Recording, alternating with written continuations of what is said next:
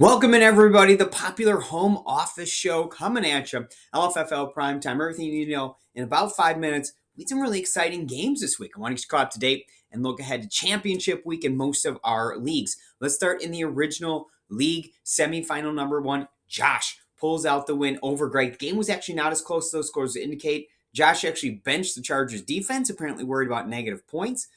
He wins 161 to 156. In the other game, I was able to beat Todd by 7 points, 130 to 123 in a rematch of last year's Super Bowl. I was able to avenge the loss Todd handed me in Super Bowl 27. So, looking at Super Bowl 28, we have number 3 seed Josh taking on number 1 seed Casey. Traditionally, I've gotten the best of this series. However, this year, week 7, Josh beats me 143 to 98. Real stinker on my part. Two previous playoff meetings, both a long time ago. Josh's, I believe, first 2 years in this league. 2005 semifinal, I win. In 2006 quarterfinal, I also win that game. Now, of course, Josh led this league in scoring at 151.8 points and then put up 205 in his wildcard win and 161 with 8 guys in the semifinals. What that means is Josh has a really good team. Currently riding a 5-game winning streak, 7-6 career record in the playoffs, 2 times reaching the Super Bowl, but never having yet won the big game.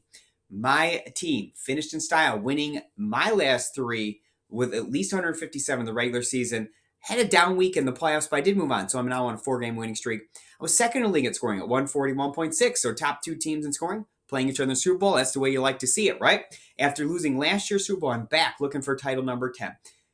This game just has a feeling. All the history would tell you I'm going to win the game. This has a feeling of Josh, right? I felt the same way when both Andy and Eric were going for their first Super Bowl wins. They've been knocking on the door for a few years. Josh has got a really good team this year. Look, if I have to lose this game, obviously I want to win. If I have to lose, a worthy opponent to lose to for sure. Good luck, Josh. I wish you success.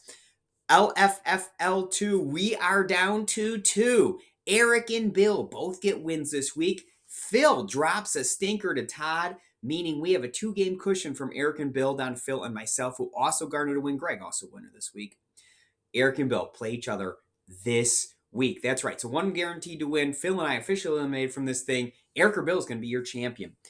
Now, Eric currently leads Bill by 66 points in scoring. So even if Bill beats Eric this week, he still would need to go ahead and win in week 18 and have Eric lose in week 18, because if they flip-flop, Eric can still very much get him in the point scored tiebreak we use. Andy, top pick.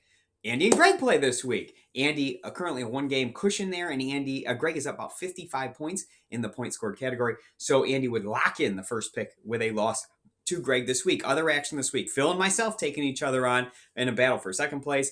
Merrill's and Todd, Miles, and Sean. But look, it all comes down to this Eric and Bill game. What a huge game. An Eric win virtually clinches the win for him.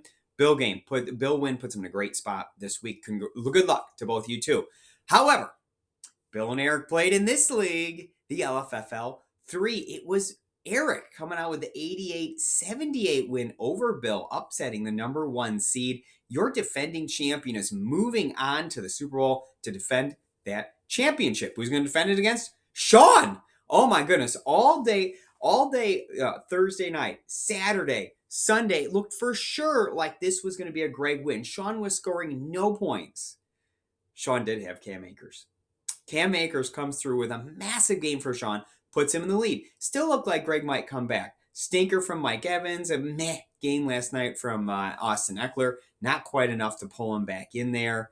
Sean is moving on. His first trip to the playoffs will go to the Super Bowl to face your defending champion. These two played only one time this year in Week 13. It was a Sean 126-93 win over Eric.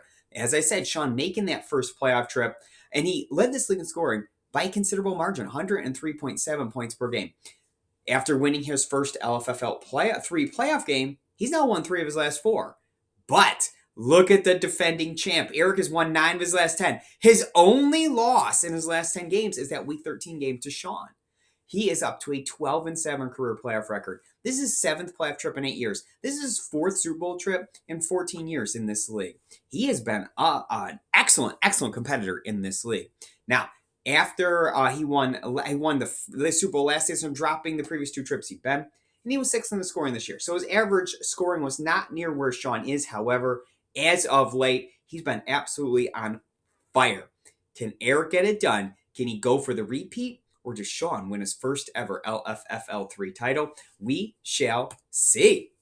LFFL4, congratulations to Jeremy. His second win, his 5th top 2 finish in just 16 career contests. Maybe I should have invited him a little sooner. He actually missed 3 different weeks. Had he not missed those 3 weeks, he'd be right up there at the top of the scoreboard. I was able to come in second. Eric was able to come in third. But the big news is Nate, 9th place, which means Eric and I both jump over Nate and build a little bit of lead here. But look who came back on Monday Night Football. That's right. Nate came back, got the 2 points on Monday Night Football, with Greg getting a few points as well. The reality is this. With just 2 weeks left to play, Eric, myself, and Nate definitely looks like the winner's probably coming from that group of 3. Phil and Greg, both at 107. Let's say they win both weeks, get 9 or 10 points, and Eric gets 1 point each week. Eric's already up to 128 points by coming in dead last both weeks. It's going to be hard for the Greg, Phil, Bill, Jeremy group to get up into the mix. Likely comes down to Eric, myself, and Nate. We shall see. You have 2 weeks left, 2 Sunday main slates. You're also going to have, I think, 4 night. Actually, it'll be 3 night games. I don't think there's a night game. There's no Monday night game that late of the season. So we have 3 showdowns left, 2 regular main slates left. Points up for grabs. We'll see who can get it done. LFFL 5. No harm, no foul here in the first week. Phil, 190, me 212. This could go absolutely either way as Phil and I get rolling along the road next weekend. Look, I think there's going to be some players resting. There's some players hurt. This thing can go any direction. LFFL 6, Matt pulled a little closer to Greg, but heading to the final week, this definitely looks like Greg. I just don't know there's enough points for Matt to make up. Catch him here would take big changes. But let's talk big changes, shall we? Tightest finishes. We have 4, I think, 4 of the 7 are really within a range that we can catch here in March. Phil, with about a 28-point lead, about a 32-point lead over me in the March league. I have about a 22-point lead on Greg in the April league. In the June league, the childhood friends going at it. Nate with a fairly significant lead over Andy, but I did put it on there because, we could flip-flop either way with all his injuries. You can put up some real bad scores this time of year. And then finally in August, probably our closest race rate here, Greg, leading me by a little bit. I also wanted to put this in here, total points for the season. The current 13th best score, I'm going back to 13, is Matt, July of 2020. Matt dropped 128.39 points per game. That was a 12-team league. We don't have anyone who's really close to that at this time. Closest we have is Greg at 125.68 in May. He would need a 171.83 points to tie Matt for that finish. Would still be impressive. It's a 13-team league, and those are 12-team leagues that Matt was in. Sean is within striking distance as well. He is only, I put his total points. He's basically a point behind Greg. So he would need 172.93 points to get into that space as well. Those are the only 2 teams really in the mix to get up to that spot.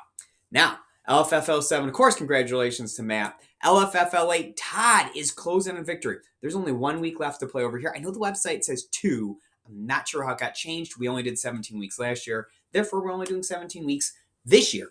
Todd, a fairly commanding lead, put up 200 points this week, increases his lead going in that final week. Can he get it done? Can he hold on 1 more week and take the title from Phil, who won it last year and won it this year? And then finally, your LFFL 9 champion. Hey, my team kind of ran away with this one. I put up over 200 points all 3 weeks in this final. Greg did not get 200 points once, which is why we have a massively different score.